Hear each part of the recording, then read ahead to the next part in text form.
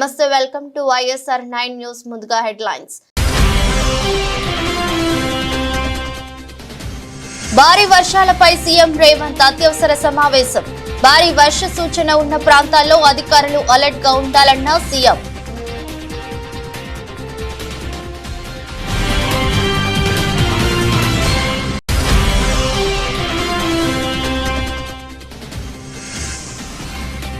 భారీ వర్షాలకు వణికిపోతున్న ఆంధ్రప్రదేశ్. వరదను సమర్థంగా ఎదుర్కొంటామన్న సీఎం చంద్రబాబు.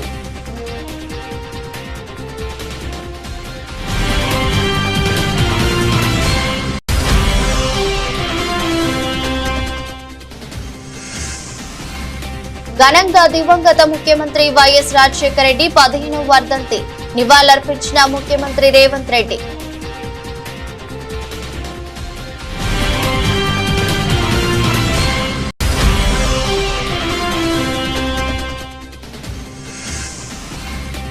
ప్రకాశం బ్యారేజీకి రికార్డు స్థాయిలో వరద. భారీ వరదలతో విరిగిపోయిన ప్రకాశం బ్యారేజ్ మొదటి 3 గేట్లు.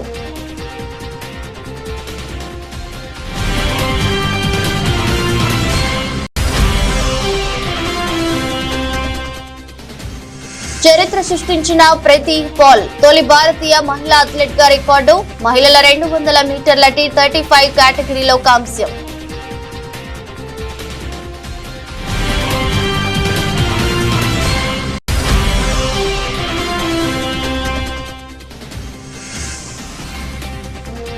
బంగారు కొనుగోలుదారులకు శుభవార్త. వరుసగా 3వ రోజు తగ్గిన బంగారం ధరలు.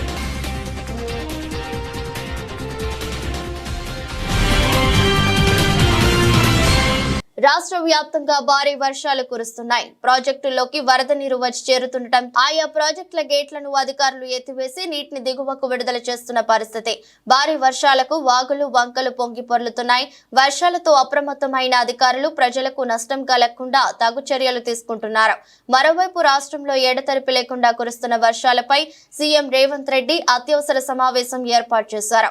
కమాండ్ కంట్రోల్ సెంటర్ లో ముఖ్యమంత్రి సమీక్ష నిర్వహించగా మంత్రులు కోమటిరెడ్డి, వెంకటరెడ్డి, శ్రీధర్ బాబు, సీఎం సలహాదారు వేం నరేందర్ రెడ్డి, ప్రభుత్వ ప్రధాన కార్యదర్శి శాంతి కుమారి, డీజీపీ జితేందర్, వివిధ శాఖల ఉన్నతాధికారులు హాజరయ్యారు. భారీ వర్షాలతో వాటిల్లిన నష్టం, వరద సహాయక చర్యల పరిస్థితిపై సమీక్ష నిర్వహించారు. రాష్ట్రంలో అత్యధికంగా ఖమ్మం జిల్లాలో వర్షపాతం నమోదైన విషయం తెలిసిందే. వర్షాలకు పలు నదులు, వాగులు, చెరువులు ఉధృతంగా ప్రవహిస్తున్నాయి. వర్షాల కారణంగా ఇప్పటి వరకు 10 మంది మృత్యువాత పడ్డారు. అన్ని జిల్లాల కలెక్టర్లు, ఎస్పీలు, సిపిలతో ఎప్పటికప్పుడు సీఎం మానిటరింగ్ చేస్తున్నారు. ఏజెన్సీ ప్రాంతంలోని ప్రజలకు మరింత అందుబాటులో ఉండాలని సూచించారు. వర్షాల వల్ల నీట మునిగిన పంట పొలాలపై ముఖ్యమంత్రి ఆరా తీశారు. జిల్లాల నుంచి వచ్చే ఫీడ్ బ్యాక్ కోసం సచివాలయంలో టోల్ ఫ్రీ నెంబర్ 0402354540888 ఏర్పాటు చేశారు. అస్నా తుఫాన్ కారణంగా భారీ వర్షాలతో ఆంధ్రప్రదేశ్ వణికిపోతుంది. విజయవాడలో కొండ చర్యలు విరిగి పడటంతో పాటు పలు చోట్ల ఆస్తి, ప్రాణ నష్టం సంభవించింది. దాంతో ముఖ్యమంత్రి చంద్రబాబు నాయుడు క్షేత్రస్థాయిలో పర్యటిస్తూ పరిస్థితిని గమనించారు. అనంతరం విజయవాడ కలెక్టరేట్ లోనే బస చేసిన చంద్రబాబు మీడియాతో మాట్లాడుతూ వరదను సమర్థంగా ఎదుర్కొంటామని చెప్పారు. వరద బాధితులందరికీ న్యాయం జరిగేలా ప్రత్యేక యాక్షన్ ప్లాన్ తో ముందుకెళ్తామని, ఆ తర్వాతే తాను అక్కడి నుండి వెళ్తానని స్పష్టం చేశారు. ఇవ్వాల్సిన ఫుడ్ పాకెట్స్ కానీ అవన్నీ వెళ్తున్నాయి. నమ్మరం చేస్తున్నాం. ట్రాఫిక్ కూడా కంజెషన్ ఉంది, అన్ని రెగ్యులేట్ చేస్తున్నాం. చివరి ప్రాంతానికి కూడా వెళ్లాల్సిన అవసరం ఉంది. కొంతమంది పేషెంట్ కూడా ఉన్నారు, పిల్లలు ఉన్నారు, కొంతమంది ముసలోళ్ళు ఉన్నారు, వాళ్ళు కూడా తీసుకురావాలి. ఎవరు కూడా ప్యానిక్ రియాక్షన్ అవసరం లేదు. అందరూ ఓపిక పట్టండి. 1 గంట 2 గంటల్లో అందరం ఓపికగా ఉంటే ఇంకా తొందరగా పనులు అవుతాయి. అన్నీ చేస్తానని అప్పీల్ చేస్తున్నా. ఇక్కడే ఉంటా, కంట్రోల్ రూమ్ని యాక్టివేట్ చేస్తున్నా.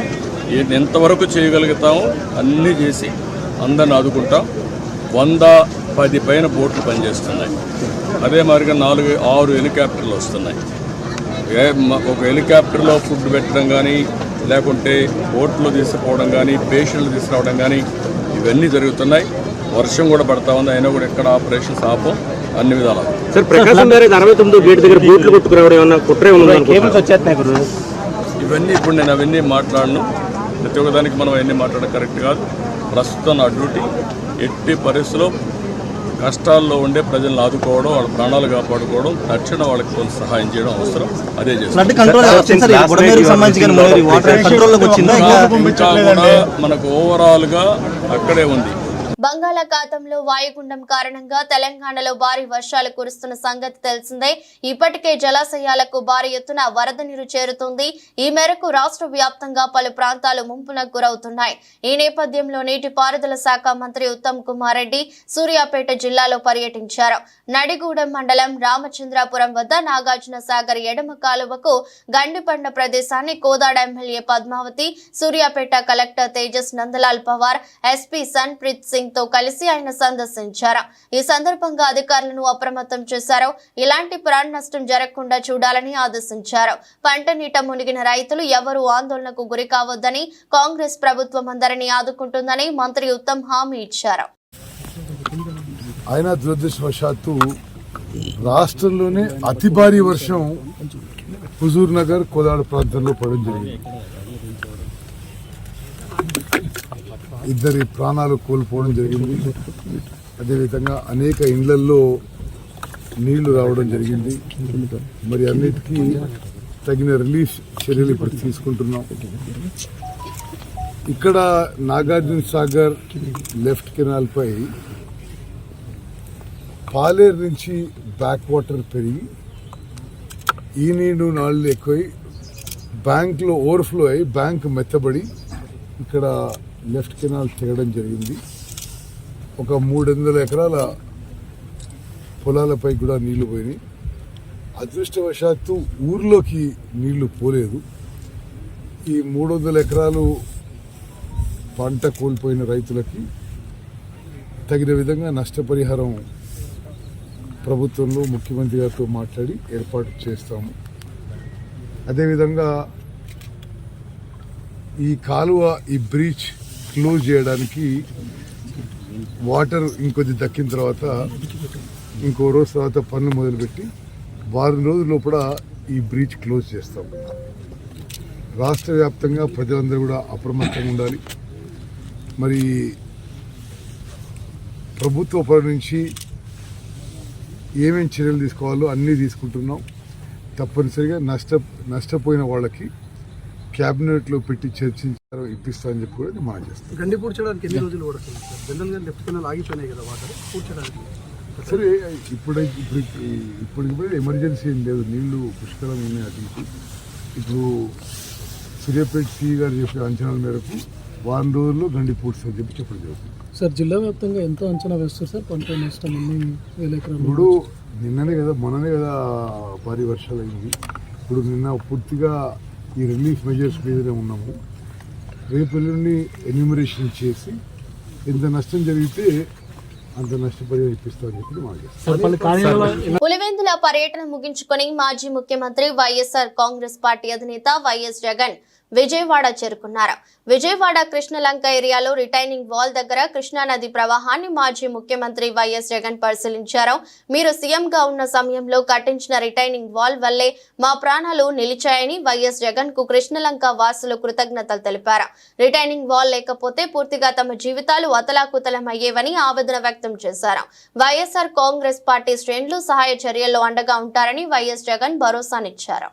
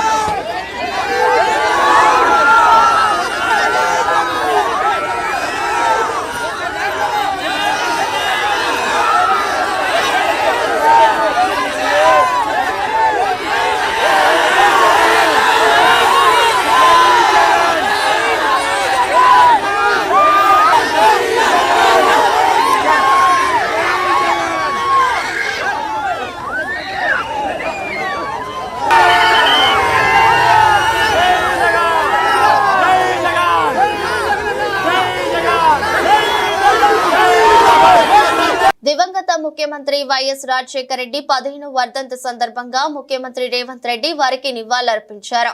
జూబ్లీహిల్స్ నివాసంలో వైఎస్ఆర్ గారి చిత్రపటానికి పుష్పాంజలి ఘటించారు. కార్యక్రమంలో సీఎం సలహాదారులు వేం నరేందర్ రెడ్డి, మాజీ మంత్రి బోధన ఎమ్మెల్యే పి సుదర్శన్ రెడ్డి, పలువురు ప్రజా ప్రతినిధులు, నేతలు కూడా ఉన్నారు. అలాగే గాంధీ భవన్ లో వైఎస్ఆర్ వర్ధంతి సందర్భంగా ఆయన చిత్రపటానికి కాంగ్రెస్ నాయకులు పూలమాలలు వేసి నివాళులర్పించారు. అంతకుముందు పంజాగుట్టలోని వైఎస్ఆర్ విగ్రహానికి పూలు చల్లి నివాళులర్పించారు. ఈ కార్యక్రమంలో TPCC working president Mahesh Kumar Goud, MP Anil Yadav, MLA Danam Nagender, Rohin Reddy, చల్లా నరసింహారెడ్డి, నిరంజన్ కుమార్ రావు, అల్లం భాస్కర్, మెట్టు సాయి కుమార్, బొజ్జ సంధ్యారెడ్డి, ప్రేమలత అగర్వాల్ తదితరులు పాల్గొన్నారు. ఆంధ్రప్రదేశ్ లో భారీ వర్షాలు కురుస్తున్నాయి. రాష్ట్ర వ్యాప్తంగా జనజీవనం అస్తవ్యస్తంగా మారింది. వాగులు, వంకలు, నదులు పొంగి ప్రవహిస్తున్నాయి. పలు గ్రామాలకు రాకపోకలు నిలిచిపోయాయి. విజయవాడలోని ప్రకాశం బ్యారేజీకి కని విని ఎరుగని స్థాయిలో వరద నీరు వచ్చి చేరుతోంది. చరిత్రలోనే తొలిసారిగా బ్యారేజీకి 11,20,000 క్యూసెక్కులకు వరద వచ్చింది. దీంతో అధికారులు అప్రమత్తమయ్యారు. గేట్లు తెరిచి వరద నీటిని కిందకి వదులుతున్నారు. ఈ క్రమంలోనే ఎగువ నుంచి కొట్టుకు వచ్చిన బోటు 69వ నెంబర్ గేట్ ను ఢీకొట్టింది. దీంతో స్వల్పంగా డ్యామేజ్ జరిగింది. బోటు ఎక్కడి నుంచి కొట్టుకు వచ్చిందని అధికారులు పరిశీలిస్తున్న క్రమంలోనే మరో 4 బోట్లు కొట్టుకొచ్చాయి. దీంతో అధికారులలో సందేహాలు వ్యక్తమవుతున్నాయి. ప్రమాదవశాత్తు కొట్టుకు వచ్చాయా లేక ఎవరైనా కావాలని బోట్లను వదిలారా అని అనుమానిస్తున్నారు. గతంలో చంద్రబాబు నివాసాన్ని ముంచాలనే ఉద్దేశంతో బోటు అడ్డు తగిలిందని అప్పటి వైసీపీ ప్రభుత్వం నీటి ప్రవాహాన్ని పెంచేందుకు ప్రయత్నించిందన్న ఆరోపణలు ఉన్నాయి. తాజాగా 4 బోట్లు కొట్టుకు రావడంతో నాడు జరిగిన సంఘటనను అధికారులు గుర్తు చేస్తున్నారు. ఈ బోట్లు కొట్టుకు రావడం వెనుక ఎవరైనా ఉన్నారా అనేది తెలుసుకోవడానికి ప్రయత్నిస్తున్నారు. ఇరిగేషన్, రివర్ కన్జర్వేటివ్ శాఖల అధికారులు దీనిపై విచారణ జరుపుతున్నారు. ప్రకాశం బ్యారేజీ వద్ద 23.6 అడుగుల మేర నీరు ప్రవహిస్తోంది. ఈ స్థాయిలో వరద గతంలో ఎన్నడూ లేదని అధికారులు చెబుతున్నారు. ఖమ్మం వరద ప్రభావిత ప్రాంతాలలో మాజీ మంత్రి పువ్వాడ అజయ్ సోమవారం నాడు పర్యటించారు. దెబ్బతిన్న ఇండ్లు, నష్టపోయిన బాధితులను కలిసి పరామర్శించి ధైర్యం చెప్పారు. అండగా ఉంటానని భరోసా కల్పించారు. ప్రభుత్వం తక్షణమే ఆదుకోవాలని కోరారు. వరద బాధితులు తమ కష్ట నష్టాలను మాజీ మంత్రి పువ్వాడతో చెప్పుకున్నారు. అలాగే ఖమ్మంలో తక్షణమే సహచరులు చేపట్టే విధంగా ప్రభుత్వంపై ఒత్తిడి చేయండి. ప్రభుత్వం అజాగ్రత్తతో చిన్న కుటుంబాలన్నీ చిన్నాభిన్నమయ్యాయంటూ ఎంఐఎం పార్టీ శాసనసభ పక్ష నేత అక్బరుద్దీన్ ఓవైసీతో ఫోన్లో మాట్లాడారు. ఖమ్మంలోని వరద ప్రాంత ప్రజల దయానీయమైన పరిస్థితిని మాజీ మంత్రి వివరించారు. ప్రభుత్వంపై ఒత్తిడి తీసుకురావాలని కోరుతున్నారు.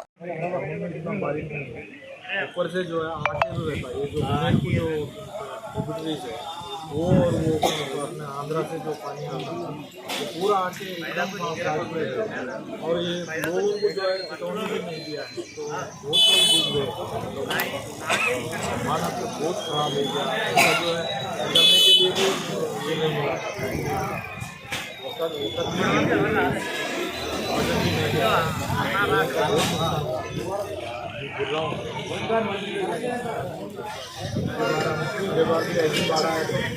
जो है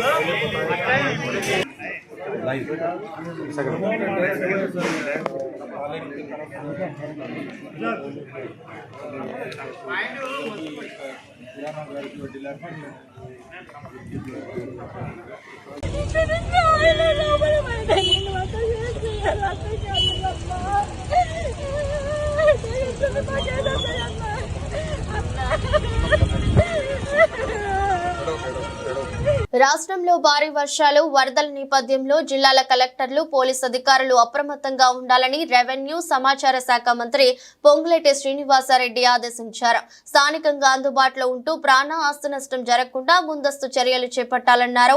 ఎటువంటి పరిస్థితులైనా ఎదుర్కోవడానికి సిద్ధంగా ఉండాలని చెప్పారు. తన నియోజకవర్గం పాలేరులోని నాయకన్ గూడెనికి చెందిన యాకూబ్, ఆయన భార్య సైదా వరదలో కొట్టుకుపోవడంపై మంత్రి పొంగులేటి తీవ్ర భావోద్వేగానికి లోనయ్యారు. వెల్లడించారు. విలేకరుల సమావేశంలో జరుగుతున్న సమయంలోనే యాకూబ్ కుటుంబం కొట్టుకుపోయిందని సమాచారం అందడంతో కన్నీటి పర్యంతమయ్యారు. నేను ఉదయం నుంచి ఆ కుటుంబాన్ని కాపాడేందుకు చేయని ప్రయత్నం అంటూ లేదు. హెలికాప్టర్లను పంపేందుకు ఫోన్లు చేస్తూనే ఉన్నా భారీ వర్షాలకు హెలికాప్టర్లు టేకాఫ్ కావడం కష్టమన్నారు. మరోవైపు యాకూబ్ సైదాకు ధైర్యం చెప్తూనే ఉన్నా స్థానిక కాంగ్రెస్ కార్యకర్తలను సిద్ధం చేసి ఒక డ్రోన్ ద్వారా వారికి లైఫ్ జాకెట్లను అందించాం. ఇంతలోనే వరద పోటెత్తడంతో వారు ఇంటి గోడ కూలి నీటిలో కొట్టుకుపోయారు. వారి కొడుకు షరఫ్ ను రక్షించగలిగామని మంత్రి తెలిపారు. అనంతరం ఆయన ఖమ్మం వెళ్తూ యాగన్గూడెంలో ఆగి యాకూబ్ సోదరుడు లాల్ సాహెబ్ ఇతర కుటుంబ సభ్యులను ఓదార్చారు. నియోజకవర్గం పాలేరు నియోజకవర్గంలో పాలేరు డౌన్ స్ట్రీమ్ లో యాకూబ్ అనే ఒక నిరుపేద సిమెంట్ బ్రిక్స్ చేసుకుంటాడు. అందరినీ ఖాళీ చేశారు. ఆ యాకూబు తన భార్య తన కొడుకు తనొక్కడు చాలా ఎత్తు ప్రదేశంలో ఉన్నాడు. ఇందాక నేను చెప్పినట్టు కనీ విని ఎరగని ఫ్లడ్ వచ్చింది. 1,60,000 అన్నాను. దీంతో అతను ఆ పూరింటిలో నివసిస్తూ ఫ్లడ్ వచ్చేసరికి పైకి ఎక్కాడు. మార్నింగ్ నుంచి నేను ఒక 25-30 టైమ్స్ అతనితో పర్సనల్ గా ఫోన్ లో మాట్లాడుతూ ధైర్యం చెప్పుకుంటూ వచ్చాను. అటు 3 ప్లేసెస్ లో ఏదైతే నేవీ వాళ్ళకి సంబంధించిన హెలికాప్టర్లు ట్రై చేశాం, ఇక్కడ డిఫెన్స్ కి సంబంధించిన హెలికాప్టర్ ట్రై చేశాం, అదే రకంగా అకీంపేట ఎయిర్ ఫోర్స్ కు సంబంధించిన హెలికాప్టర్లు ట్రై చేశాం. లోకల్ రెయిన్లు హెవీగా ఉన్న కారణంగా ఏ ఒక్కళ్ళు హెలికాప్టర్ టేక్ ఆఫ్ తీసుకోలేము అనే పరిస్థితి ఉంది. ఏదైతే ఎన్డీఎఫ్ వాళ్ళని టీమును కూడా పంపించాం, బోట్స్ పంపించి, వాళ్ళు కూడా ఆ ఫ్లోలో మేము పనిచేయలేము అని అక్కడ నుంచి వాళ్ళు బ్యాక్ అయ్యి ఇంకొక ప్రదేశానికి వెళ్ళారు. అయితే అక్కడ ఒక డోన్ ఒకటి పక్కన మోతేలో ఉంటే అది 20 kgs వే చేసే డోన్ అని చెప్తే ఆ డోన్ తెప్పించి లైఫ్ జాకెట్స్ ఆ డోన్ ద్వారా ఒక థ్రెడ్ ఒక 20 మీటర్స్ రోప్ని ఏదైతే లైఫ్ జాకెట్స్ ని పంపించాం. అవి కూడా వేసుకున్నారు. వేసుకున్న తర్వాత కూడా నేను వీడియో కాన్ఫరెన్స్ జరిగే ముందు కూడా వాళ్ళతో మాట్లాడాను ధైర్యంగా. ఆ వీడియో చూపించి వాళ్ళ ఆ వీడియో కాన్ఫరెన్స్ లో నాతో మాట్లాడేటప్పుడు వాళ్ళ ఆవేదన వర్ణాతీతం. అంటే చావు చనిపోబోతున్నాను అనేది ఆ తల్లి నాతో మాట్లాడి ఆ ఘోష ఎప్పుడు నాకు కనిపిస్తుంది. ఇప్పుడే ఆ గోడ కూలిపోయిందట 2 minutes ముందు. చాలా తప్పకుండా భగవంతుడు వాళ్ళని కాపాడాలని ఆ ముగ్గురిని, ఎందుకంటే లైఫ్ జాకెట్స్ ఉన్నారు కాబట్టి ఏమీ జరగొద్దని మనస్ఫూర్తిగా కోరుకుంటాను. సతనపల్లి నియోజకవర్గంలో అండగా ఉంటా సమిష్టి కృషితో ప్రభుత్వ వైఫల్యాలపై పోరాడుదాం, చట్టబద్ధంగా ఎదుర్కొందామని పూర్వ జలవనరుల శాఖ మంత్రులు అంబటి రాంబాబు అన్నారు. సోమవారం వైఎస్ రాజశేఖర రెడ్డి 15వ వర్ధంతిని పురస్కరించుకుని జరిగిన పలు కార్యక్రమాల్లో ఆయన పాల్గొన్నారు. వైఎస్ఆర్ విగ్రహానికి పూలమాల వేసి నివాళులర్పించి అనంతరం ప్రసంగించారు. ఈ సందర్భంగా ఆయన మాట్లాడుతూ పరిపాలన, స్నేహం, సాయం, సేవా కార్యక్రమాల్లోనూ వైఎస్ రాజశేఖర రెడ్డి అరుదైన వ్యక్తిత్వం కలిగిన వాడన్నారు. పేదల గుండెల్లో స్థిరస్థాయిగా నిలిచిపోయిన మహానీయుడని కొనియాడారు. గత 5 ఏళ్లలో జగన్మోహన్ రెడ్డి తండ్రిని మరిపించేలా సంస్కరణలతో సంక్షేమ సుపరిపాలన అందించారని గుర్తు చేశారు. ఈ ప్రభుత్వం అధికారం చేపట్టి 3 నెలలే అయినా ప్రజా వ్యతిరేకత కూడగట్టుకుందని ఆరోపించారు. వృద్ధులకు పింఛన్ తప్ప ఈ ఒక్క హామీని అమలు చేయలేదని విమర్శించారు. జీవో నెంబర్ 29లో తల్లికి మాత్రమే తల్లికి వందనం పథకం వర్తిస్తుందని స్పష్టంగా ఇచ్చిన మాట మారుస్తున్నారని ఆరోపించారు.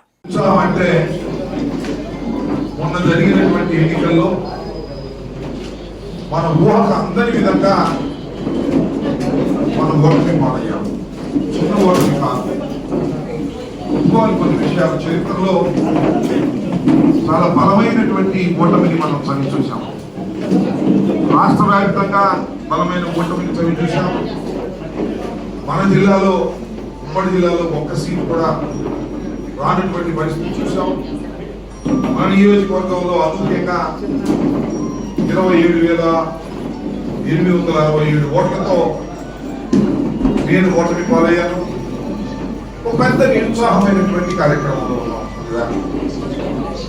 నేను ఆ రోజు తర్వాత 4వ తారీఖు ఉదయం ఇక్కడి నుంచి వెళ్ళా. వాళ్ళ ఇవాళే ఇక్కడికి రావడం జరిగింది. ఎందుకంటే ఒక నిరుత్సాహంలో ఉన్నప్పుడు కొంత బాధ కలుగుతుంది కాబట్టి రాలేకపోయాను. రాలేకపోయినా పార్టీ కార్యక్రమాలను నేను నిరంతరం హెడ్ ఆఫీస్ నుంచి అన్ని నిర్వహిస్తున్నటువంటి సందర్భం. మీ అందరికీ నేను ఈ సందర్భంగా మనవి చేసేది ఏమిటంటే ఈ నిరుత్సాహం జీవితాంతం ఏమి ఉండదు. ఒక 5 సంవత్సరాల తర్వాత మళ్ళీ ఎన్నికలు జరుగుతాయి. ఆ ఎన్నికల్లో మరోసారి ప్రజల యొక్క నిర్ణయాలు బయటపడతాయి. కాకపోతే నేను ఈ సందర్భంగా మీ అందరికీ చెప్పాలనుకుంటుంది ఏంటంటే ఇప్పుడు నుంచి ప్రారంభమవుతుంది చర్చ. జగన్మోహన్ రెడ్డి గారి పరిపాలన ఎలా ఉంది, చంద్రబాబు నాయుడు గారి పరిపాలన ఎలా ఉంది, ఆయన 5 సంవత్సరాలు ఎలా పరిపాలన చేశాడు, ఈయన ఎలా పరిపాలన చేయబోతున్నాడు, ఇప్పుడు ఈ 3 మాసాల్లో ఏ విధమైన పరిపాలన చేశారు అనేది చర్చ. నేను మళ్ళా మనవి చేస్తున్నా, సత్యనపల్లిలో నేనున్నప్పుడు పరిపాలన ఎలా జరిగింది, ఇప్పుడు ఎలా జరుగుతుంది అనేది కూడా చర్చకు వస్తుంది. 3 నెలలే, ఎక్కువే కాలం. రాబోయే కాలంలో ఇంకా పెద్ద చర్చలు జరుగుతాయి. నేను మీ అందరికీ మనవి చేస్తున్నా, జగన్మోహన్ రెడ్డి గారు ఇచ్చిన ప్రతి హామీని నెరవేర్చాడు. చంద్రబాబు నాయుడు గారు ఇచ్చిన హామీలు పాతపట్నం మండల కేంద్రంలో ఆక్రమణదారులపై చర్యలు తీసుకోవాలి. మాజీ ఎమ్మెల్యే రెడ్డి శాంతి మండల కేంద్రం మహీంద్రా డిగ్రీ కళాశాల సమీపంలోని ప్రహరాజపాలెం రెవెన్యూ పరిధిలోని ప్రభుత్వ భూమిని టీడీపీ నాయకులు ఆక్రమించుకుంటున్నారని, ఆక్రమణదారులపై చర్యలు తీసుకోవాలని మాజీ ఎమ్మెల్యే రెడ్డి శాంతి ప్రభుత్వానికి డిమాండ్ చేశారు. సర్వే నంబర్ 7లో 2 ఎకరాల ప్రభుత్వ భూమిని చదును చేయడంతో ఈ రోజు ఆ స్థలాన్ని ఆమె పరిశీలించారు. ఈ సందర్భంగా మాట్లాడుతూ ప్రభుత్వ భూమిలోని టేకు చెట్లను కూడా నరికివేసి సంపదను ఆక్రమణదారులు దోచుకున్నారన్నారు. అలాగే యథేచ్ఛగా మాట్లాడుతున్న మాజీ ఎమ్మెల్యే రెడ్డి శాంతి గ్రావెల్ తవ్వకాలు చేపడుతున్నారని అన్నారు. టీడీపీ కూటమి ప్రభుత్వం సూపర్ 6 హామీలను నమ్మి రాష్ట్ర ప్రజలు వారికి అధికారం కట్టబెడితే ఉన్న పథకాలను తొలగిస్తున్నారని ఆరోపించారు. అలాగే మహిళలకు రక్షణ లేకుండా పోయిందన్నారు. చెప్పాలని మరి ప్రజల పక్షాన పోరాడే వైఎస్ఆర్సీపీ పార్టీ మేము ఈరోజు దీన్ని ఎజెండాగా ప్రజల కోసం ప్రజాగళంగా మేమంతా కూడా ఇక్కడ ఉండేటువంటి నాయకులు ప్రజలు మేమంతా కూడా ప్రశ్నిస్తున్నాం. ఈ ప్రభుత్వానికి అభివృద్ధి చేయాలి కానీ ప్రభుత్వ స్థలాలు ఆక్రమించుకోవడం, ప్రజల తాలూకా సంక్షేమ ఫలాల మీద కొట్టడం ఇది పరిపాలన కాదు. పాలకపక్షం అంటే ప్రజల తరపున ఉండాలని ప్రశ్నిస్తున్నాం. జై జగన్.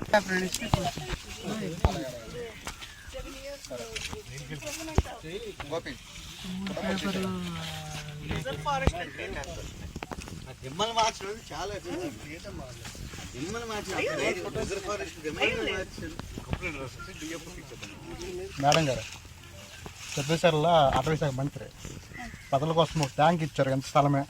ఆయన మీద కేసు పెట్టి 3 సంవత్సరాలు కోర్టుకి ఇప్పిస్తారు ఫారెస్ట్ వాళ్ళు.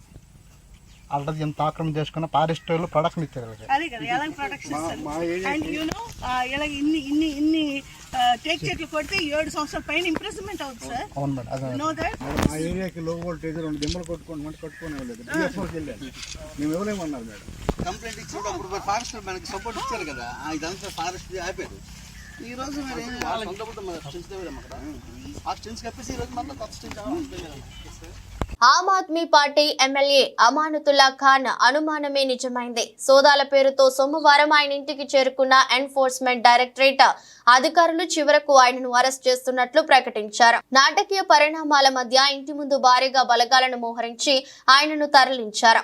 ఢిల్లీ వక్ఫ్ బోర్డు నియామకాల్లో అవకతవకలకు పాల్పడ్డారనే ఆరోపణలపై అమానతుల్లా ఖాన్ ను అరెస్ట్ చేసినట్లు వెల్లడించారు. సోమవారం ఉదయం 7 గంటలకే అమానతుల్లా ఖాన్ ఇంటికి ఈడీ అధికారులు చేరుకున్నారు. సోదాలకు సంబంధించి జారీ అయిన వారెంట్ చూపుతూ తలుపులు తెరవాలని కోరారు. మెయిన్ డోర్ తెరిచిన గ్రిల్ లాక్ చేయడంతో అధికారులు ఇంట్లోకి వెళ్లలేకపోయారు. ఈ సందర్భంగా ఈడీ అధికారులకు ఆప్ ఎమ్మెల్యే అమానతుల్లా ఖాన్ ఆయన కుటుంబ సభ్యుల మధ్య వాగ్వాదం చోటు చేసుకుంది. తనను అరెస్టు చేయడానికే వచ్చారంటూ అమానతుల్లా ఖాన్ ఆరోపించగా అలా ఎందుకు అనుకుంటున్నారంటూ ఈడీ అధికారి ఒకరు ఎదురు ప్రశ్నించారు. దీనిపై మండిపడ్డ ఎమ్మెల్యే అరెస్టు చేయడానికి కాకుంటే 3 గదులు ఉన్న ఇంట్లో ఏం సోదాలు చేయడానికి వచ్చారంటూ అధికారులను నిలదీశారు. ఎమ్మెల్యే అమానతుల్లా ఖాన్ ఇంట్లో సోదాలు జరిపిన తర్వాత ఎమ్మెల్యేను అరెస్టు చేస్తున్నట్లు ప్రకటించిన అధికారులు భద్రతా బలగాల సాయంతో అమానతుల్లా ఖాన్ ను తీసుకువెళ్లారు. ప్యారిస్ లో జరుగుతున్న పారాలింపిక్స్ లో భారత పారా స్ప్రింటర్ ప్రీతి పాల్ రికార్డు సృష్టించింది. మహిళల 2 మీటర్ల T35 కేటగిరీలో కాంస్య పథకం గెలుచుకుంది. దీంతో ట్రాక్ అండ్ ఫీల్డ్ లో 2 పథకాలు సాధించిన తొలి భారతీయ మహిళా అథ్లెట్ గా రికార్డుకెక్కింది. ఆదివారం అర్ధరాత్రి జరిగిన 200 మీటర్ల రేసులో ప్రీతి కెరీర్ లో బెస్ట్ ప్రదర్శన చేసింది. 30.01 సెకండ్ల వ్యక్తిగత అత్యుత్తమ టైమింగ్ తో కాంస్యం నెగ్గింది. చైనా ద్వయం జియా జౌ గువో కియాన్ వరుసగా స్వర్ణం రజతం కైవసం చేసుకున్నారు. అంతకుముందు శుక్రవారం మహిళల 100 మీటర్ల T35 లోనూ భారత స్ప్రింటర్ కాంస్యం సాధించిన విషయం తెలిసిందే. 23 ఏళ్ల ఆమె ఫైనల్లో 14.21 సెకండ్లతో 3వ స్థానంలో నిలిచింది. యూపీకి చెందిన ప్రీతి సోషల్ మీడియాలో పారాలింపిక్ గేమ్స్ క్లిప్లను చూసిన తర్వాత 17 ఏళ్ల వయసులో పారా స్పోర్ట్స్ పట్ల ఆసక్తి పెంచుకుంది. అథ్లెటిక్స్ ప్రాక్టీస్ చేయడం ప్రారంభించిన కొన్నేళ్లకు ఆమె తన గురువు పారాలింపియన్ ఫాతిమా కార్టూన్ ను కలుసుకోవడంతో ప్రీతి జీవితం మారిపోయింది.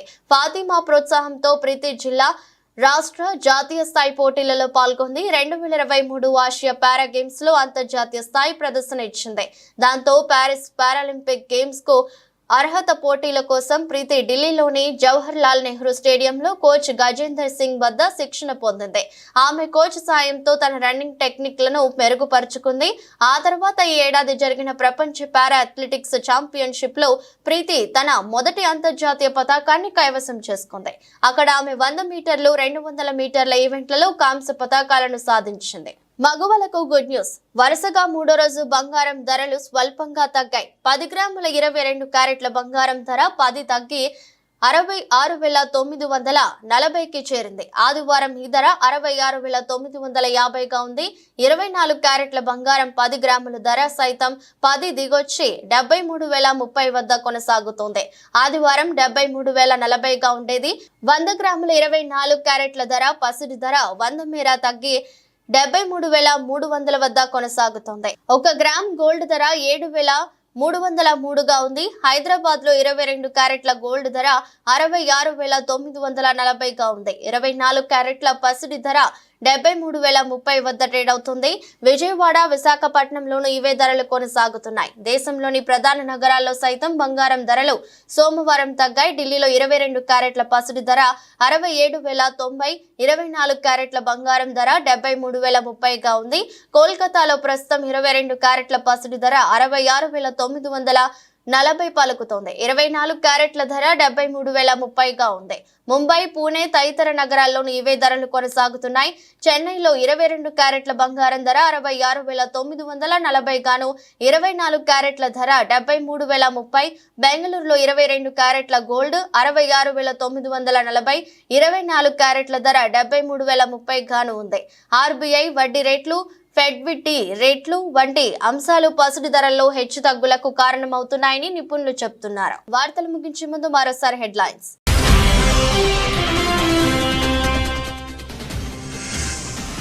భారీ వర్షాలపై సీఎం రేవంత్ అత్యవసర సమావేశం.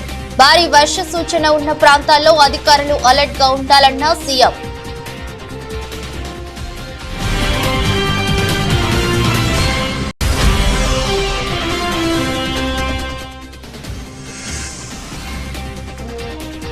భారీ వర్షాలకు వణికిపోతున్న ఆంధ్రప్రదేశ్. వరదను సమర్థంగా ఎదుర్కొంటామన్న సీఎం చంద్రబాబు.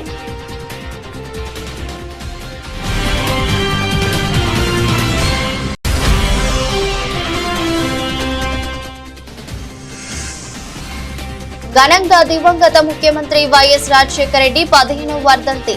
నివాళులర్పించిన ముఖ్యమంత్రి రేవంత్ రెడ్డి.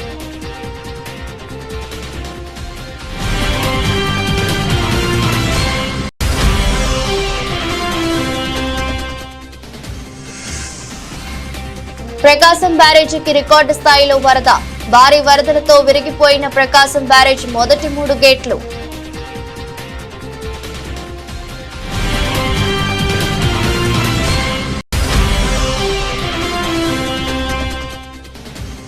చరిత్ర సృష్టించిన ప్రీతి పాల్ తొలి భారతీయ మహిళా అథ్లెట్ గా రికార్డు. మహిళల 200 మీటర్ల T35 కేటగిరీలో కాంస్యం.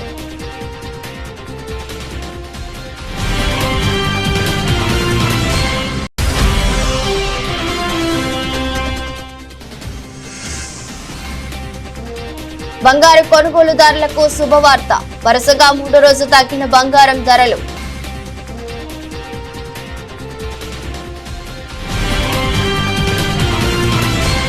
ఇద్దరు బులెటిన్ మరో బులెటిన్లో మళ్ళీ కలుద్దాం. అంతవరకు సెలవు, నమస్కారం.